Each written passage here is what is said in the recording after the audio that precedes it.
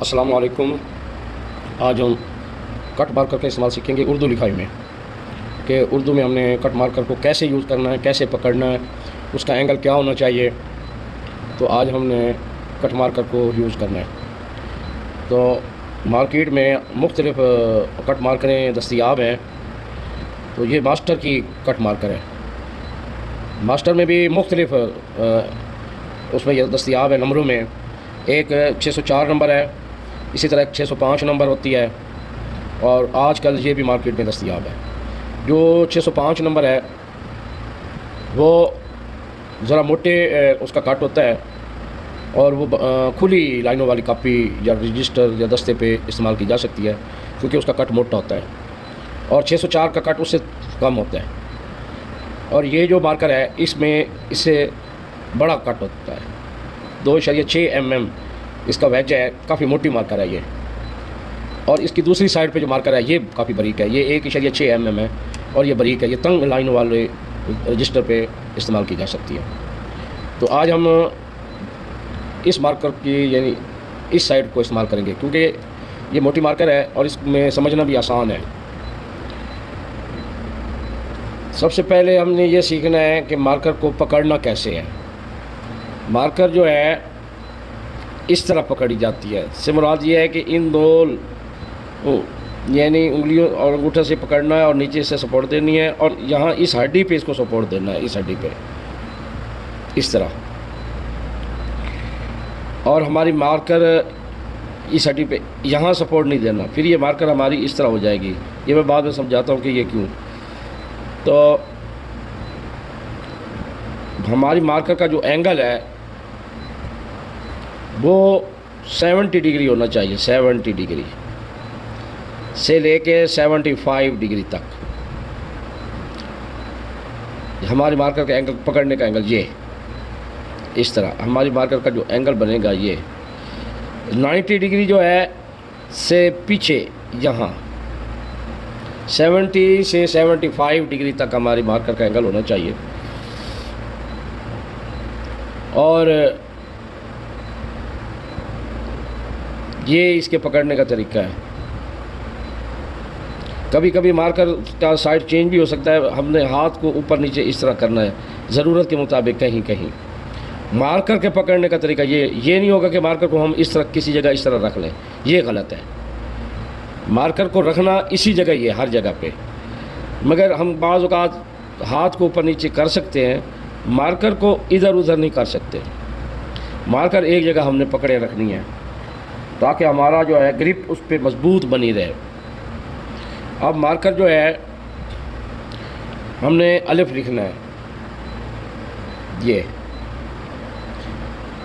ये जो दस्ता है 4 लाइनों वाला, इस पे इस मार्कर का इस्तेमाल बड़ा सही हो सकता है, क्योंकि ये मोटी मार्कर है और इसकी जो लाइनें हैं 4 लाइनें 3 कत में हैं। अलिफ भी 3 कत की होती है, और ये मोटी मार्कर है और इसकी लाइनें खुली खुली हैं, तो इसलिए ये मार्कर से ही इस्तेमाल हो सकती है। इस पे बंदा अच्छी तरह लिख सकता है, समझ सकता है, सीख सकता है। ये है मादा। तो अब अलिफ का जो तरीका है उसमें ये है कि हमने अलिफ को थोड़ा सा लहराना है। से मुराद ये है कि ऐसे नहीं, सीधी नहीं खींचनी। हमारी मार्कर सही रखी होगी, 70 डिग्री पे मार्कर रखी होगी, और ये इस तरह थोड़ी सी लहरा के, बिल्कुल सीधा नहीं, हल्का सा हमने मार्कर में खम देना है। ये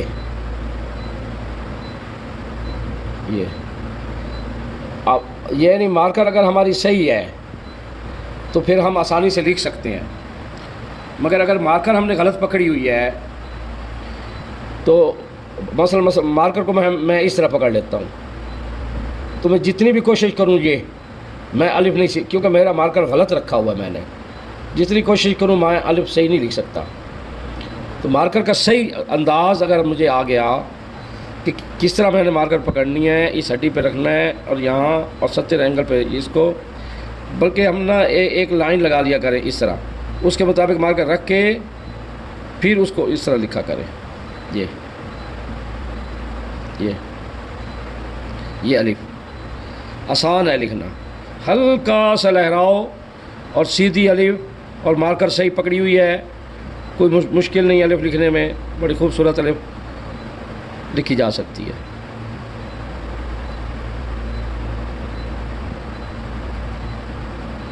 تو اگر مارکر کو صحیح ہم نے پکڑا ہوا ہے تو پھر بہت آسانی ہے یہ مادہ ہے۔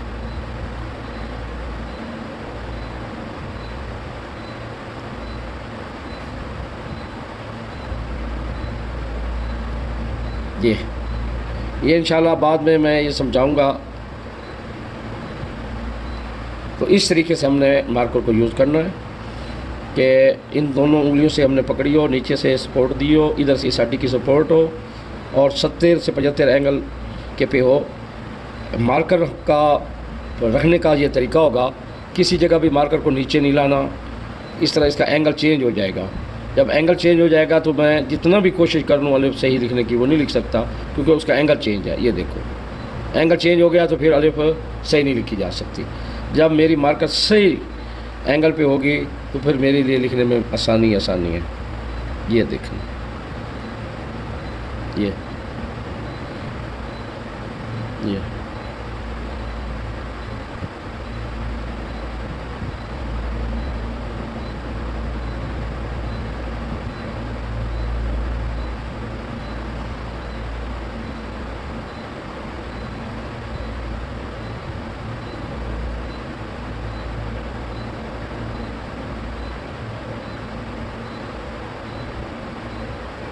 میرے خوبی آپ سمجھ آ گئی ہوگی کہ مارکر کو کس طرح یوز کرنا ہے، کس طرح پکڑنا ہے، اور کون سی مارکر استعمال کرنی ہے۔ یہ موٹے کٹ والی مارکر ہے تو اس لیے یہاں اس کا استعمال ہو رہا ہے صحیح۔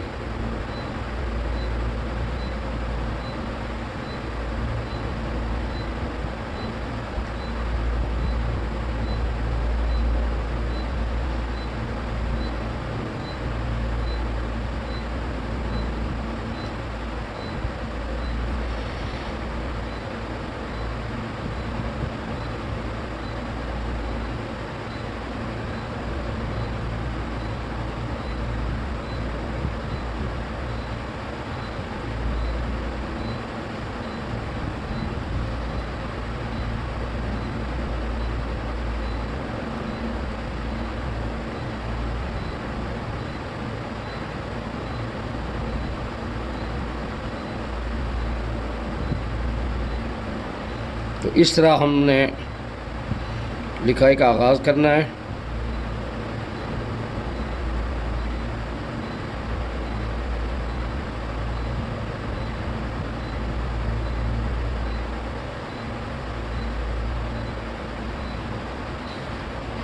امید ہے سمجھ آ گئی ہوگی۔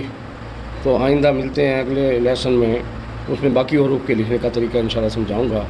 خدا حافظ، السلام علیکم۔